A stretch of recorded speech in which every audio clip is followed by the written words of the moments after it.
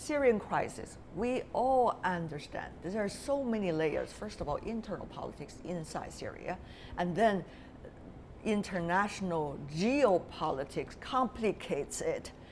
And there's another layer of the regional powers trying to reach further into the region. Complicated picture. So, peace process beginning 2016, is it possible? Your foreign minister, Mr. Babich, said he is not necessarily optimistic about Friday's decision reached at the UN Security Council. Well, that's true, and I think Mr. Lavrov has reasons to be not to be over-optimistic, because first, it is not quite clear who will come to the negotiations which the United Nations is due to organize, which opposition organizations will agree to talk to the representatives of the Syrian government. You know, the representatives of the so-called Syrian National Coalition were very critical of this new resolution by the UN Security Council. We heard their critical voices, not only from the United States, but also from Saudi Arabia, where they just recently held a meeting.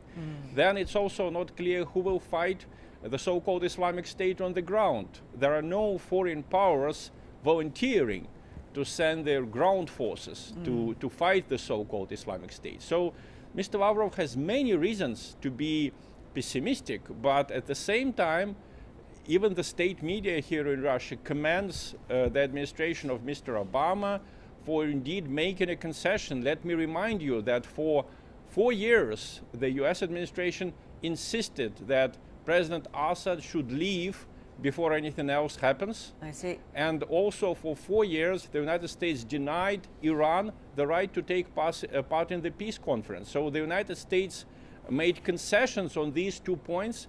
And this is very important, and this is praised in Russia. Since you pointed that out, let me go to Mr. Crowley in Washington, D.C. Would you term it, sir, from the United States, quote unquote, a concession, as Mr. Babich mentioned? And secondly, what about your level of optimism compared to the foreign minister of Russia? I actually agree with almost everything that Dmitry said. This is very rare that we have the American and the Russian guests agree on everything concerning Syria. But go ahead, sir. I did say almost everything. Okay. Look, there has to be a peace process, and so this outlines an ambitious path forward. But as we all, I think, recognize, there are profound obstacles that will present themselves, along this path. I do think that the American position has evolved. I think there was a recognition some time ago that from the U.S. point of view, Assad has to leave as part of this process, but does not necessarily have to leave at the beginning of this process. I mean, one very profound adjustment to U.S. policy was the inclusion of Iran in this negotiation, recognizing that the United States has an interest in what happens in Syria, but the surrounding neighborhood has more profound interests. I see. But I think the greatest dilemma here is the fact that who's not going to be a party to these negotiations? Groups like the Islamic State, like the al-Nusra Front, and so how you get to a situation, a ceasefire that creates the environment for a political transition, that's going to be very, very difficult. All these are very difficult questions, and we have another party sitting in our Beijing studio who's coming from a country that is also members of the UN Security Council, the 5 of them from China. So what role will China play? Is China optimistic or neutral, which is always the occasion, about this decision in terms of peace process 2016? Anyway, I think this move, I think the UN resolution has been passed unanimously, should be a very good step forward. Actually, all those contents has been mentioned in that resolution. Those are the principles China has been long insisted on. For example, number one, political diplomatic way, not only not those military way, because that's no endless. And the second one is the UN should play a fundamental role, because we couldn't have too many authorities got involved in this Syria peace talk. Can you imagine if there is some group there saying they are the authority, or there's another group? So there are many, if many groups. So they fight within the UN system. Yeah, that will be the way out. Yeah, that's another principle China has been long insisted on. And also, Syria people will be the driving force. They will have the final say. So all those three principles has been now written in that resolution. I think that's the thing China has played, because we have been long insisting on those principles. And also, China mentioned, the Chinese Foreign Ministry, if I interpret it right, Foreign Minister Wang Yi said China will invite representatives of both the Syrian government and also the opposition for talks for the year 2016. So how is that likely to be done? Earlier we have heard from the other panelists talking about the complexity of identifying parties important within Syria and their capabilities of sitting together at all within any kinds of talk. What do you think, Ms. He? Yes, now resolution, even though has been passed, now we need action. So that's why our foreign ministry immediately said we will invite both parties to Beijing, because we are going to make our contribution. We have invited— It is more than both parties, I guess. There are many different factors of the so-called opposition parties. Yeah, right. Especially the rebel forces, those opposition parties. Now I think now the ball is in their court, because from this Bashar, Assad government, we know who are they.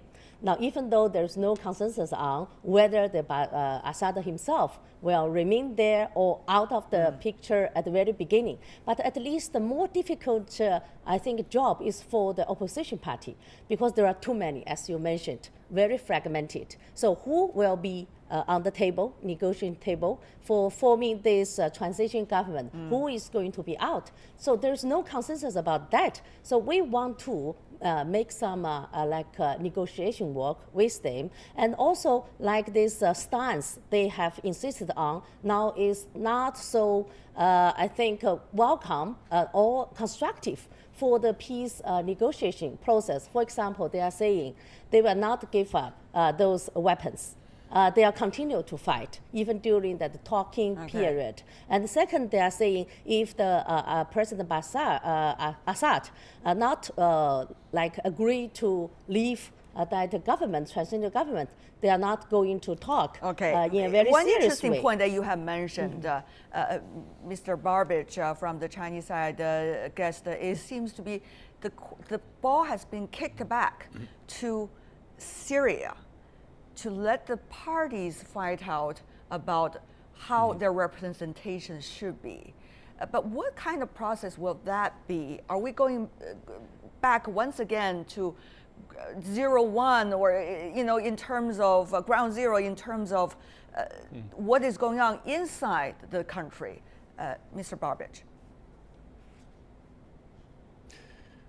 Well, there is such a danger, and I think it's very good that China is hosting negotiations, is going to host negotiations between the Syrian government and the Syrian opposition. Russia did exactly the same for at least 4 times during the last 4 years. The representatives of the Syrian opposition and the Syrian government met in Moscow to iron out their differences. So far, we have not been very successful. The differences between the government and the opposition are too wide. Right. It's not so easy to bridge them. But in general, I think that Russia and China, I think it's wrong to say that Russia and China just supported President Assad, period.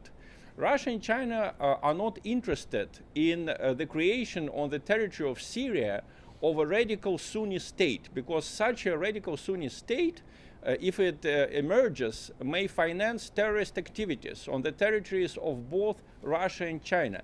this is the reason why Russia and China were opposed to the unconditional victory of Mr. Assad's enemies. Okay, all right, and Mr. I think Babich. we were right, because just imagine what would happen if Mr. Obama bombed the Syrian government army in 2013.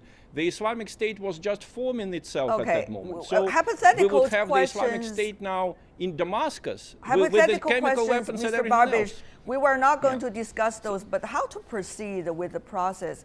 Now, Russia, of course, is a huge player in this process.